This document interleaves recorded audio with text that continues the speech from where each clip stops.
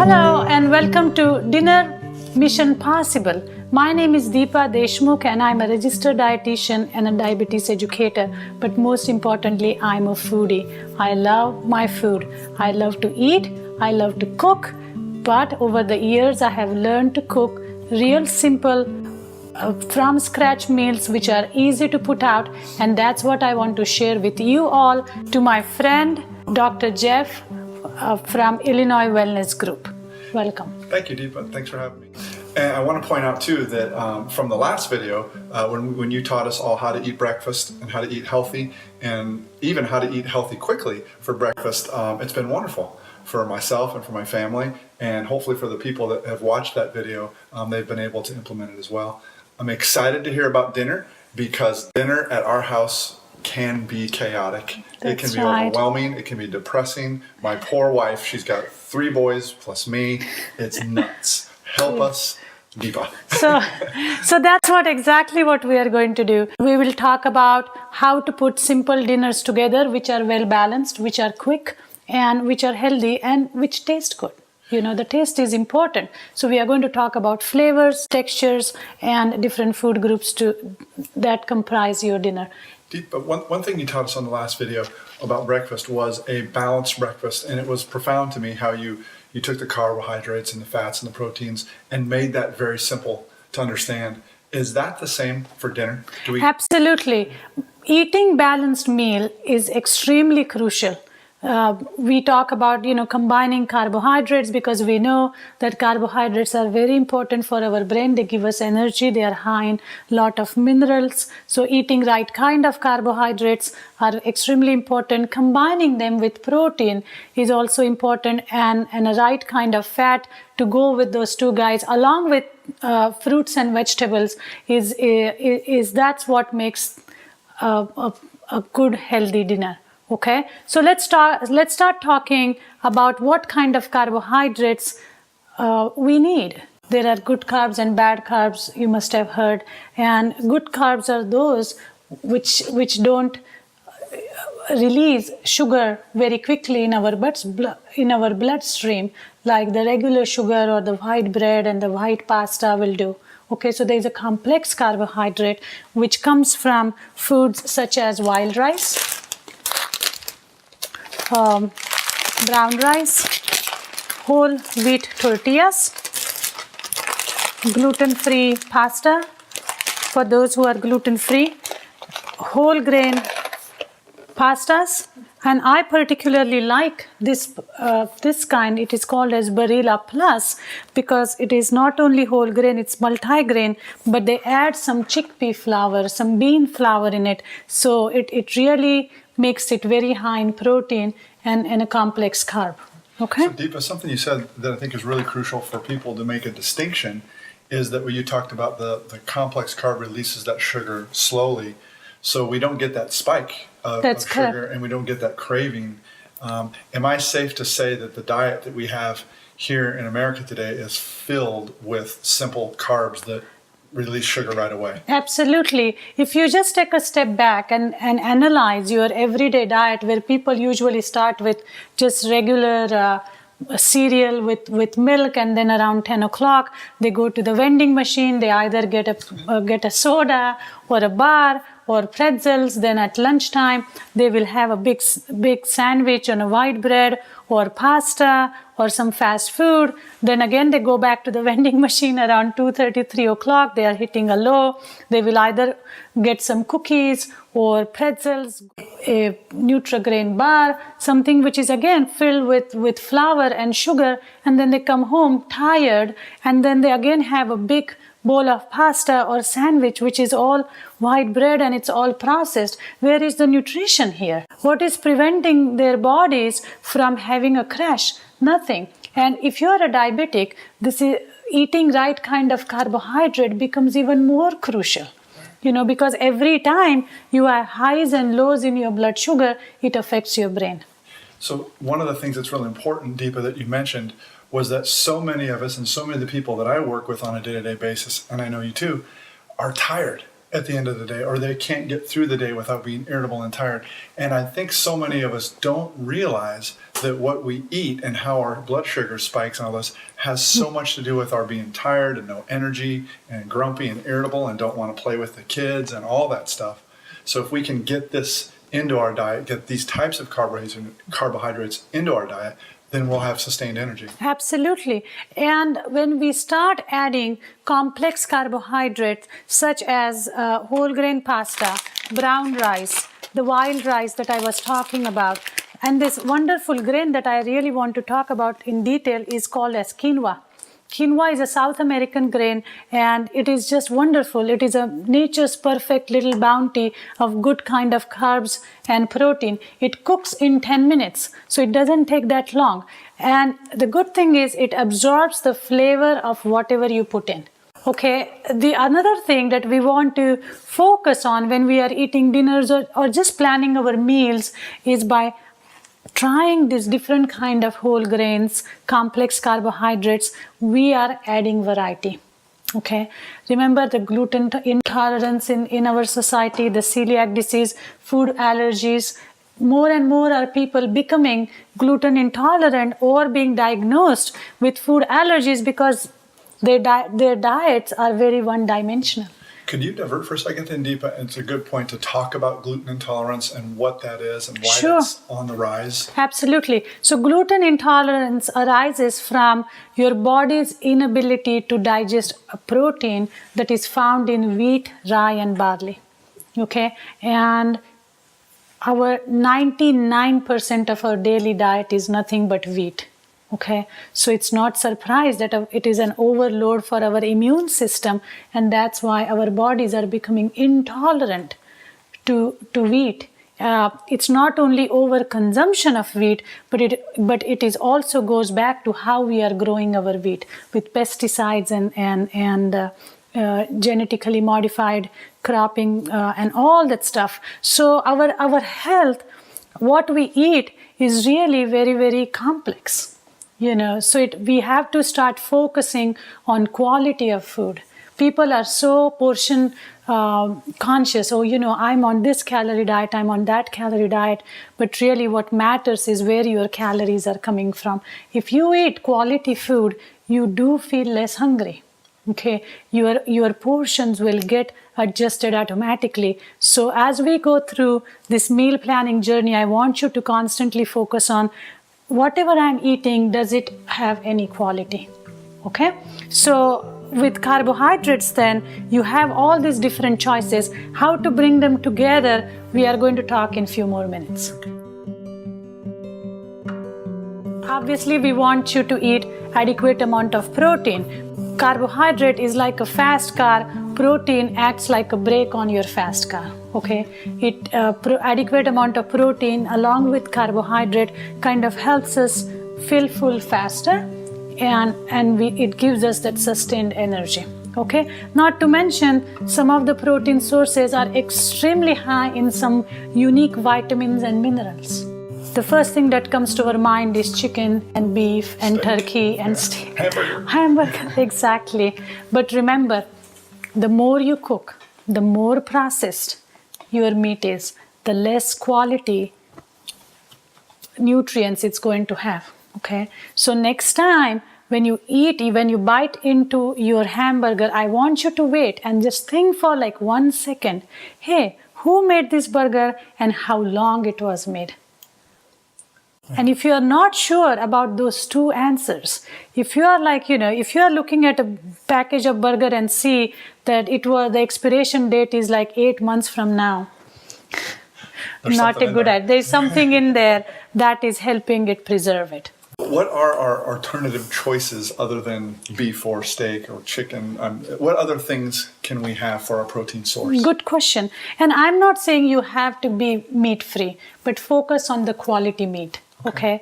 A little bit later, we are going to talk about organic versus non-organic and get into detail. We are going to give you a list of 15 foods that must be organic and so on and so forth.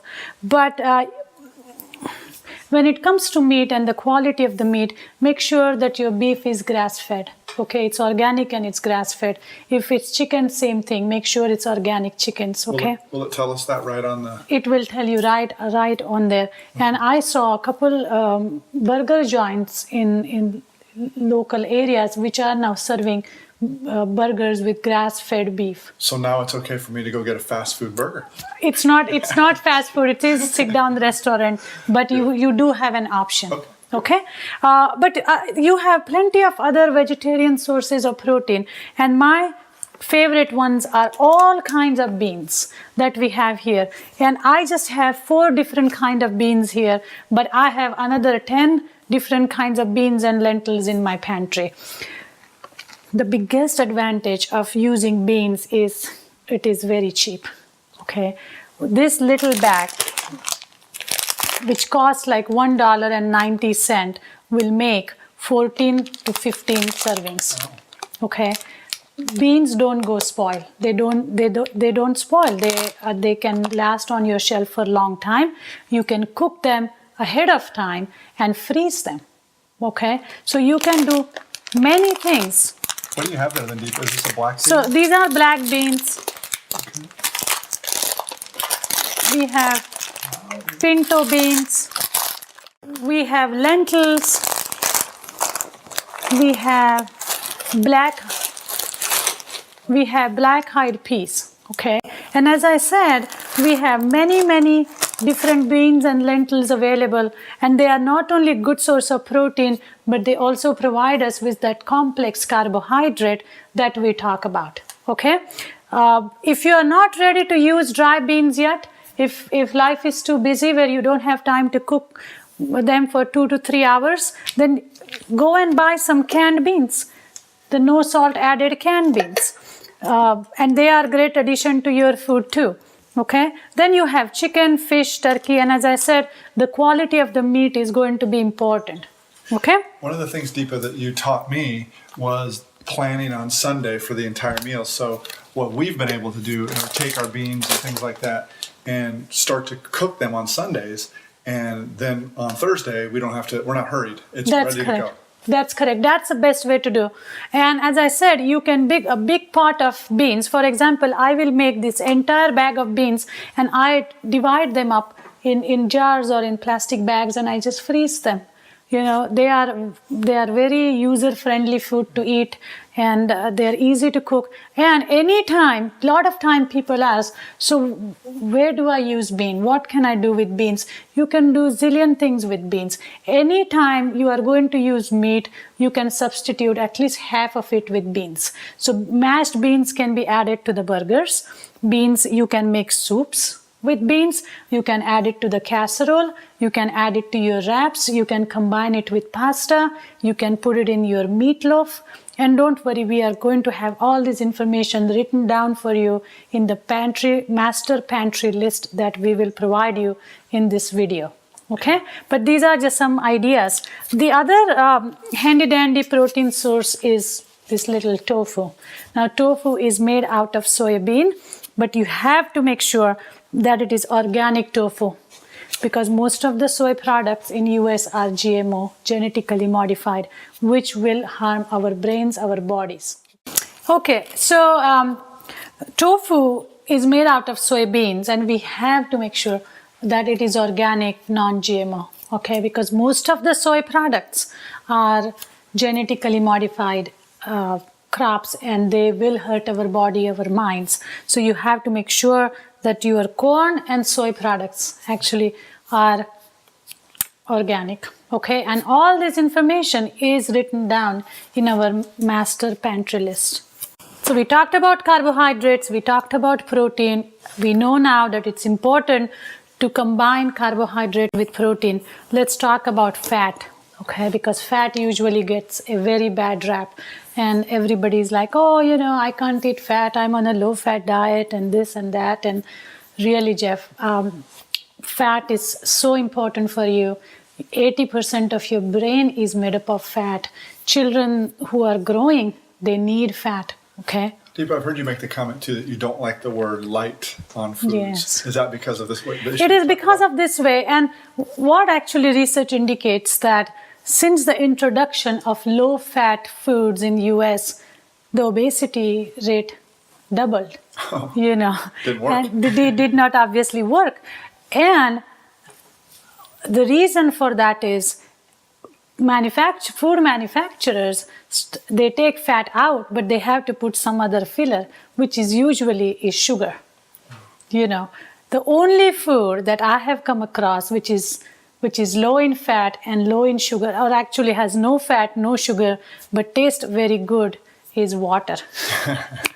So we can drink as much of that as we want. Exactly. Perfect. So that's the only thing which is low in fat, no sugar, but is still good for our body. But all low-fat products are going to have some sugar in there. All low-sugar, light products are going to have some other thing as a filler.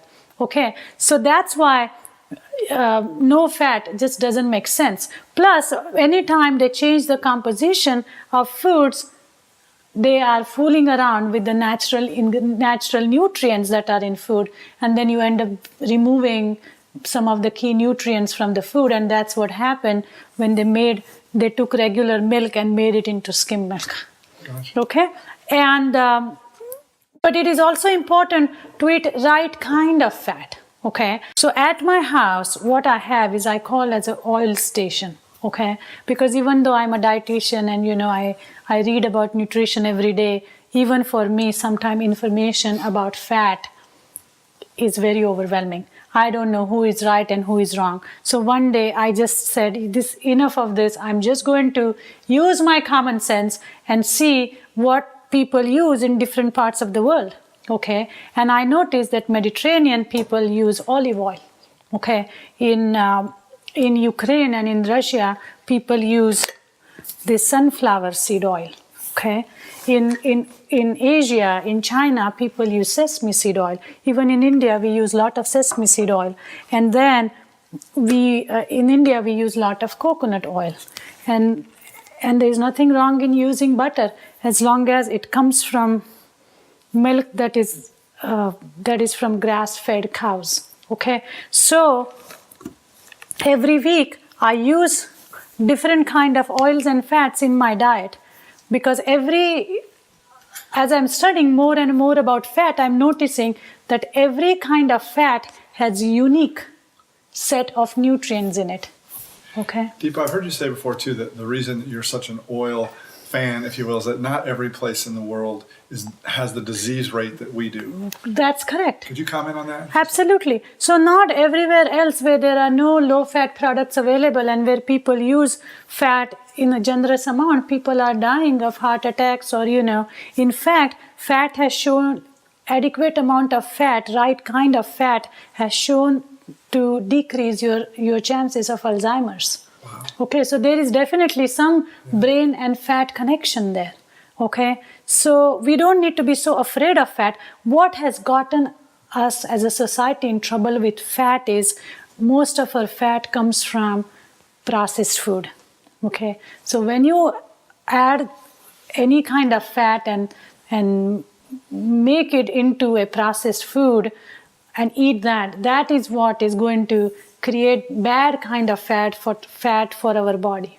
Okay, so if you stay away from the processed food and if you start cooking with these simple kinds of fats that I have here, we should be all fine. So I'm just going to prepare my foods, obviously, with these fats when That's I'm preparing fine. all the things that you're going over. That's correct. So I'm assuming these are going to be staples for our pantry. Absolutely, they are going to be your must-haves for your pantry list. The other tip that I like to give people about the coconut oil is it's antifungal and antibacterial. Okay, so if you are addicted to your chapstick, this is one way to get rid of it. Just store some coconut oil in a container and use that on your chapped lips, or just put it on your body. It's a natural lubricant. This right? Yes, it's right here. In many countries, coconut oil is used as a massage oil. Okay, and then you lie down in the sun everything And get is a tan, nice and good. vitamin D and the Exactly. So, and the other thing that we need to know about coconut oil is that coconut oil in our body is not processed like any other oils in the system. Okay, it is absorbed and it is used directly for energy, so it does not get stored. Okay, and that's why countries which eat lot of coconut do not have fatty liver syndrome. Wow. Because the fat just doesn't get stored in their body. I'm safe to assume that you cook with that every week. I do. Or even more frequently? More frequently. Okay. I use coconut oil extensively. I use coconut as a whole a lot. I've heard Fresh you talk- coconut milk. And coconut water, I've heard you talk about? Coconut water, yes. Coconut water is nature's Gatorade. What can I say? It has a perfect balance of sodium and potassium.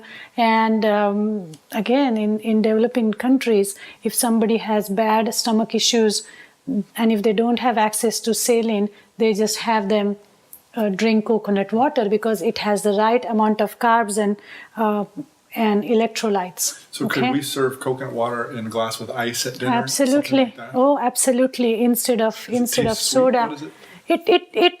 It tastes sweet. It has, because it has some natural sugar in it. So it has, it has its own flavor, coconut flavor. And in the beginning, as I always say, if you want to add maybe dash of orange juice in it or maybe a little bit of carrot juice in it, that's not a bad idea. Or put some mint in there or lemon in there and then introduce that way.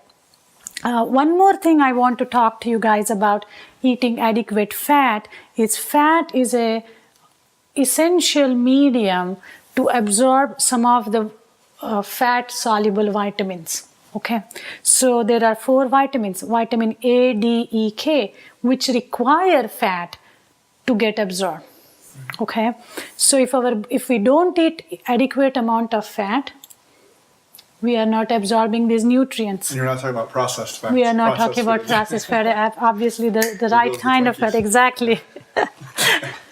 So avocado actually is a prime example that how nature has combined fat with vitamin A, because the green pigment in avocado has vitamin A. The yellow and the green pigment in avocado has vitamin A, and it has right amount of fat. So when you eat avocado, you are like taking a perfect pill of vitamin A. We have a hard time getting our kids to eat the vegetables, want the vegetables. And I know for me, I eat a lot of salads. Is that an issue? Do I need something more than a green lettuce salad? Oh, I'm so happy that you asked me these questions because eating variety of fruits and vegetables is like very near and dear to my heart, because over the years I have studied that how important it is to eat different color fruits and vegetables. Okay, because every color fruit and vegetable is going to have a different set of nutrients. Okay, for example, purple color fruits and vegetables are going to be good for your brain. They prevent you from Alzheimer's. Green color fruits and vegetables are high in calcium, and they are going to be good for your bones and your teeth. Okay, yellow color fruits and vegetables are going to be for your eye health. Red color fruits and vegetables are good for your skin, and they are going to act as an antioxidant. And white color fruits and vegetables are going to be good for anti-cancer and for heart health. Okay, so when you eat a salad, which is just a lettuce with just few strands of carrots, maybe a cucumber, you are missing on an entire other half of nutrients that your body needs. So the ranch dressing doesn't tie it all together? No, the ranch dressing is not really going well. You do need dressing though, like we talked about adding fat to the vegetable, so you do need to add some sort of a dressing in there. But when you eat your vegetables, look at it. When you look at it, it should make you happy. You should smile when you look at your salad bowl. I've never thought of it that way. It should look like a rainbow. And later on, our master list actually we have a list of most commonly used vegetables and fruits available under different colors. Okay, but yes, color matters when it comes to vegetables. The good thing about eating vegetables is that we don't always have to eat fresh. Okay, frozen or fresh. And sometimes frozen is even better than fresh. But what we absolutely do not want, I have zero tolerance for two things. One is Coke, and the second one is canned vegetables. I learned Coca-Cola the hard way. Exactly. One day where he came to the office and all his stack was gone. And yes, so when it comes to vegetables, fresh and frozen, absolutely no canned vegetables. Okay? There are many ways you can incorporate frozen vegetables easily into your daily diet. So even a canned tomato. Canned tomato, exactly. Okay. Nothing wrong with that. All right. What we have here today is baby spinach. I love baby spinach. I love salad mixes, the ones which are made with different kind of lettuces and like a radicchio, which is a purple cabbage and things like that, because it's all washed and it's all ready to go. Okay. So baby spinach is another handy one. If you This is frozen spinach. Frozen spinach can be used in everything, in pastas, in casseroles, in meatloafs, in burgers, so on and so forth. Then I have a stir fry mix here, okay, which is going to come in handy, which is a mixture of broccoli and mushrooms and peppers and some sugar snap peas, okay. So, and then I have a can of canned tomatoes, which are going to be handy. And again, all these things are listed in your master pantry list. Deepa, let me ask you a question. I was just a little confused because did you say no canned vegetables? But this one is okay. Except the tomatoes. Except the tomatoes. Except okay. the tomatoes. Just making sure. Exactly. And this little handy dandy thing, these are all ready to go, bottle yellow and red fire roasted peppers. They add great texture and flavor to almost all preparation. You can add it to your soup, you can add it to your wrap, you can add it to your pasta, you can add it to meatloaf, salads, anything. So again, it is on your pantry list, but I just wanted to show you that this is a very handy thing to have. So that's with variety of vegetables. Okay, then there is cabbage and cauliflower and garlic and onions and all those type of things which should become part of your daily diet. Having variety of colors, variety of vegetables and fruits is extremely important. I haven't touched on fruit as much, and but fruit is again a very important part of your diet. Fresh and frozen fruit only. No fruit cups, no canned fruits, none of that stuff. No fruit juices. No fruit juices either. Okay, so fresh and frozen fruits are fine. We are going to talk briefly about the desserts at the end, and that's when we are going to talk a little bit in more detail about fruits.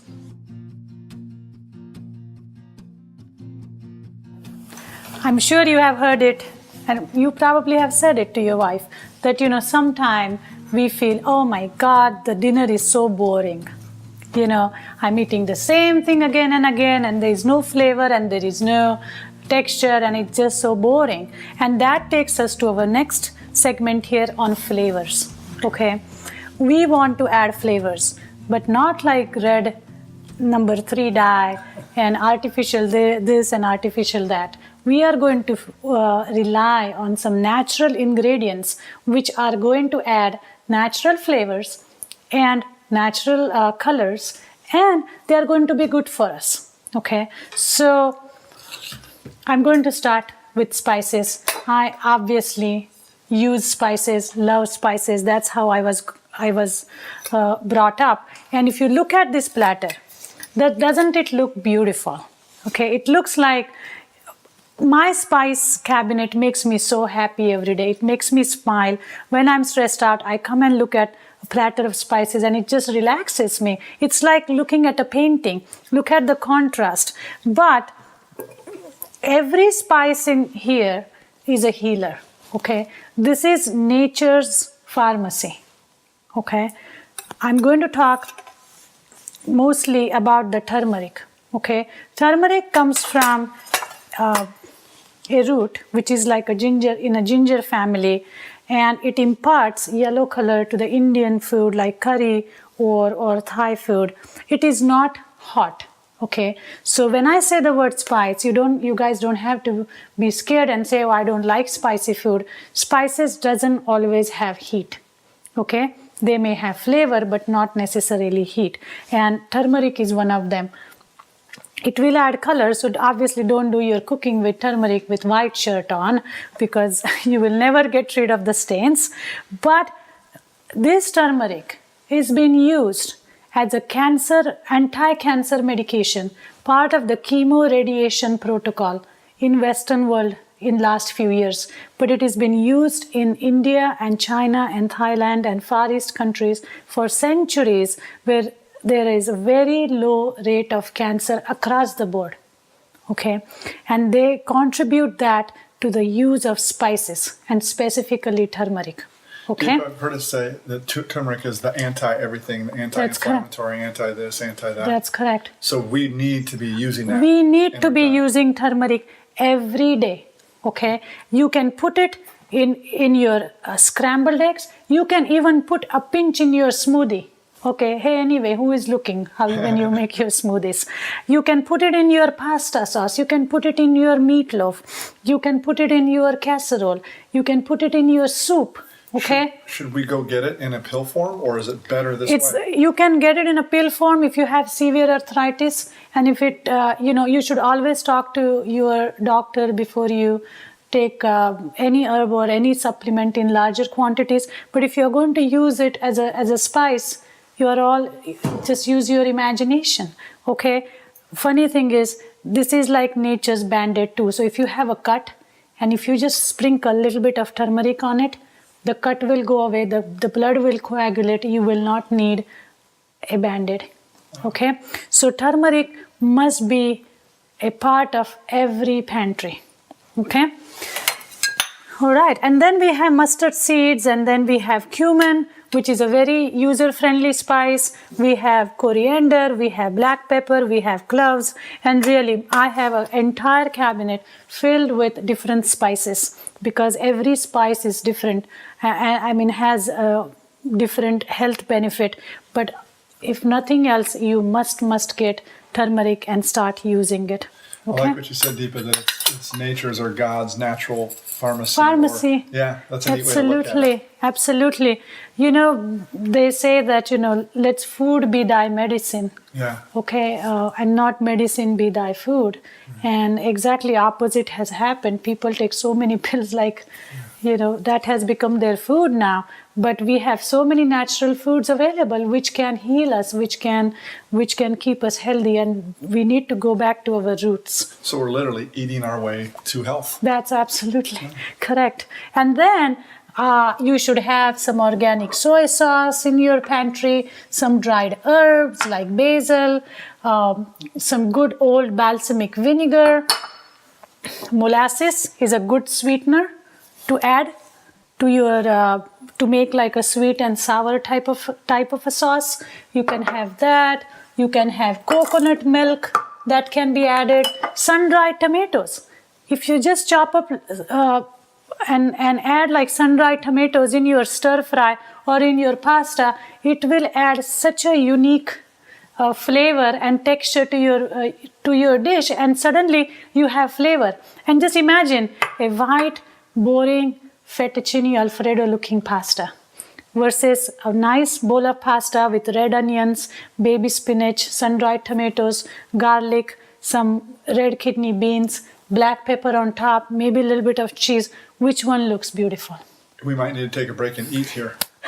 Sounds good. I wish you could come and join us for lunch later, but it's absolutely fantastic. Remember, you have to eat with your eyes first. Okay, your food needs to look very pleasing, very appetizing to your eyes. It needs to draw you instead of saying, oh my God, again a sandwich. That's not good, because how you feel when you eat plays a big role in how your food is going to get digested.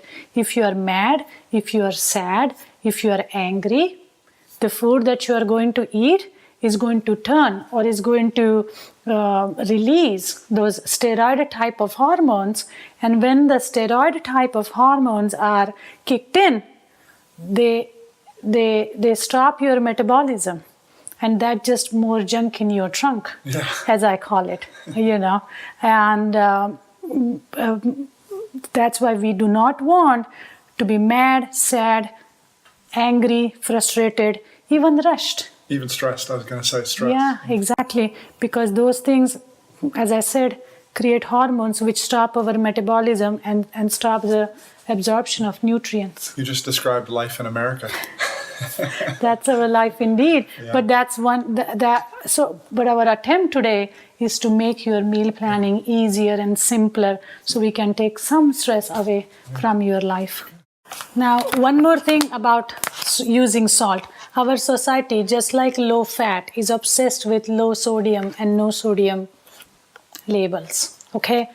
We have gotten in trouble with salt because people use processed food, which is high in salt. Salt is cheap and is addictive. So it's easy for the food companies to add more salt and cut the corners there. Okay? But and not only that, but the salt that they used is bleached and it has been stripped out of all its nutrients. Okay? I usually use real salt. It comes in a container like that. Found in health food stores, online, even at Target, Walmart.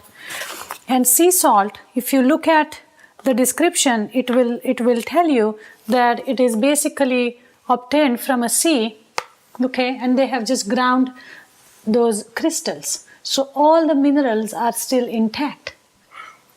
Okay, so when you make something with this kind of sea salt, you don't need a whole lot. And it's going to be a healer. It's going to provide you more than just sodium. Okay? So it's important that how you season your foods. Okay? Oh my God. This is one of the most staple and used ingredient in my pantry is vegetable broth. Okay?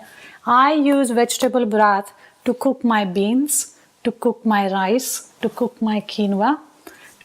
Sometime I even make a savory oatmeal breakfast where I cook my oatmeal with broth, and then I add some spices in there and some salted nuts, and I have like a savory oatmeal because I'm more of a spice and salt girl than sweet. But vegetable broth, especially now this is organic and gluten-free vegetable broth, is a good addition to anything where you are trying to enhance the flavor in a short time. Okay, so if you just cook your quinoa or brown rice with vegetable broth, it's going to make that thing little more flavorful, and then you just serve that with beans or some vegetables and some meat, and it's still going to be, rather than your boring rice, it's going to be still some flavorful rice. Okay, so vegetable broth is a staple of your pantry, and feel free to use it. Deepa, you keep mentioning the master list. Could you expound for a few minutes on what's on that list and really what that is? Exactly.